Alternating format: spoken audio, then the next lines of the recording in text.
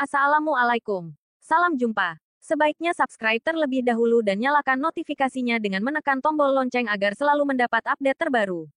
Jika sudah, mari kita lanjutkan. Bab 484. Farel Darmian. Memangnya siapa kamu, hah? Pengawal yang berdiri paling depan terlihat sangat terkejut setelah mendengar kata-kata Atalarik, dan kemudian melambai pada pengawal di sampingnya. Para pengawal itu kemudian dengan cepat melepaskan Alarik. Mereka khawatir jika dia memang pemuda kuat yang tersembunyi di Surabaya. Selama ini memang ada banyak orang kaya dari generasi kedua yang datang ke Silver Dragon Bar ini untuk bermain, sehingga pengawal yang memimpin khawatir Alarik benar-benar memiliki latar belakang identitas yang berada di luar jangkauan mereka. Jika mereka salah target atau membuat masalah dengan generasi kedua yang kaya yang selama ini bersembunyi, tentu akan menjadi masalah besar nantinya. Untuk itu mereka perlu mengklarifikasi identitas Alarik terlebih dahulu. Alarik ragu-ragu sejenak, lalu berkata pada pemimpin pengawal dengan suara rendah. Ayahku adalah Gafar, pemilik Lucky Day Hotel, dan dia juga mengenal Farel, pemilik klub malam ini. Gafar? Ketika mendengar ucapan Alarik, pimpinan pengawal itu terdiam sejenak, dan kemudian berkata dengan wajah tanpa ekspresi, aku tidak tahu siapa orang yang kamu bicarakan, yang pasti perintah yang baru saja kami terima adalah untuk membawa kalian menemui bos kami. Alarik menarik napas dalam-dalam. Dia merasa bahwa orang ini hanyalah seorang pengawal. Sepertinya wajar jika pengawal ini tidak mengenal ayahnya, jadi dia langsung berkata, baiklah, kami akan pergi menemui Tuan Farel bersamamu sekarang, tapi bisakah kamu membiarkan aku dan teman-temanku berjalan biasa saja tanpa harus dipegangi?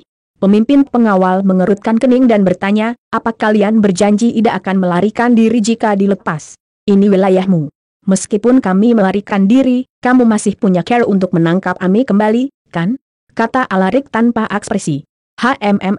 Aku tidak menyangka ternyata kamu cukup pintar juga, kalau begitu ikutlah dengan kami. Pemimpin pengawal mencibir, dan kemudian langsung berbalik. Ekspresi wajah orang-orang di dalam masih terlihat sangat gugup ketika melihat para pengawal itu telah pergi. Sayang, apa yang harus kita lakukan? Apa kita perlu mencari seseorang untuk membantu?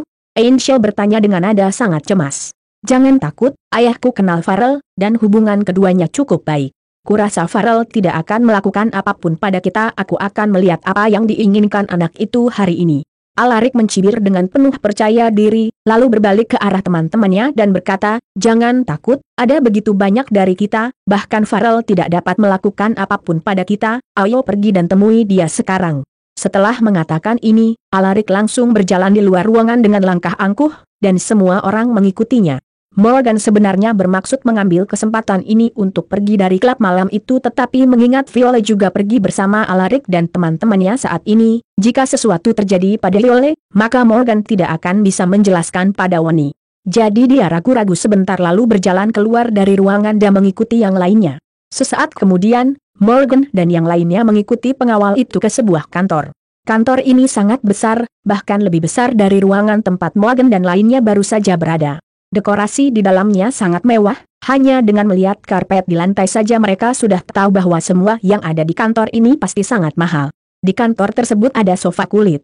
Di sofa itu ada seorang pemuda yang sedikit mirip dengan Hadi. Dia mengenakan jas putih dan memiliki kulit sedikit gelap. Morgan dapat melihat bahwa pemuda itu pasti Farel yang sejak tadi disebutkan Alarik dan teman-temannya. Sementara para pengawal berjas hitam terlihat berdiri di belakang sofa dengan tubuh yang kekar dan wajah mereka terlihat garang. Selain itu, terlihat ada seorang gadis cantik yang duduk di samping Farel. Gadis cantik itu tidak terlalu tua, tetapi penampilannya cukup dewasa dan sangat menarik. Gadis itu berpakaian seksi berwarna putih. Farel meletakkan tangan kirinya di atas paha gadis cantik itu dan membelainya dengan lembut. Morgan dapat mengenali bahwa gadis yang cantik ini adalah gadis yang tadi mengenakan gaun hitam dan datang utnuk bersulang dengan Alarik. Gadis cantik ini mengenakan riasan tipis di wajahnya terlihat sangat halus, dan memiliki sosok yang sangat bagus. Setelah Morgan melihat situasi di kantor tersebut, dia tidak bisa menahan senyum tipis. Dia harus mengatakan bahwa hidup Farel ternyata lebih nyaman daripada HDI, bahkan Morgan sendiri yang merupakan bos Hadi, terlihat lebih buruk dari Farel. Akan tetapi Morgan tidak terburu-buru untuk berbicara dengan Farel. Dia ingin melihat apakah Alarik bisa menyelesaikan masalah hari ini. Jika Alarik bisa menyelesaikannya tentu saja Morgan tidak perlu melakukan apapun, jadi dia tidak perlu khawatir untuk mengungkapkan identitasnya. Halo, Tuan Farel.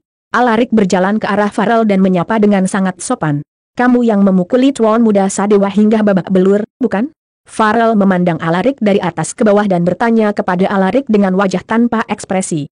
Mau tak mau Alarik tercengang ketika mendengar ini, lalu menoleh untuk melihat pemuda di samping Farel, dan berkata dengan suara rendah, "Cuan Farel, saya memang memiliki konflik dengan orang ini sebelumnya, tetapi saya tidak tahu bahwa orang itu adalah teman Anda. Siapapun yang berada di Silver Dragon Bar, tidak diperbolehkan membuat masalah. Apakah tuan muda Sadewa adalah temanku atau bukan, tidak tepat bagimu untuk memukulinya hingga seperti itu," ucap Farel pelan. Mendengar kata-kata Farel, ekspresi wajah Alarik dan teman-temannya jelas sangat gugup. Bagaimanapun, lawan mereka adalah orang besar seperti Farel, sedangkan mereka hanya orang biasa. Jika bukan karena Alarik tadi, mereka juga tidak akan membuat masalah di tempat ini. "Cuan muda Farel, saya Putra Gafar. Apakah Anda ingat ayah saya?" Alarik menggunakan nama ayahnya untuk membuat Farel melepaskannya. "Gafar?"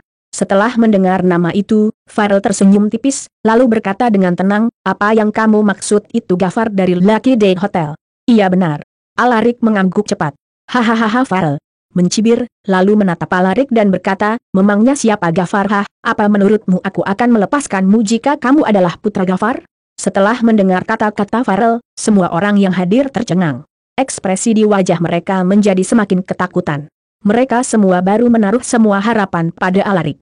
Mereka mengira keluarga Alarik yang memiliki bisnis besar di bidang perhotelan, dan mengenal banyak orang besar mungkin bisa diandalkan. Mereka juga berpikir bahwa Farel tidak akan berani berbuat apa-apa terhadap Alarik setelah mengetahui siapa ayahnya.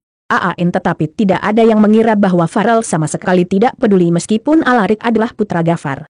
Farel tidak hanya mengabaikannya tetapi juga seolah menganggap Gafar bukan orang penting. Alarik sendiri terlihat agak konyol saat ini. Dia menatap Farel dengan linglung, dan ekspresi wajahnya sangat terkejut. Alarik tidak pernah menyangka Farel akan bereaksi seperti ini. Kali ini, Farel menoleh untuk melihat Sadewa yang berdiri di belakangnya dan bertanya sambil tersenyum, "Cuan muda Sadewa, apa yang akan Anda lakukan pada mereka kali ini? Apa yang akan Anda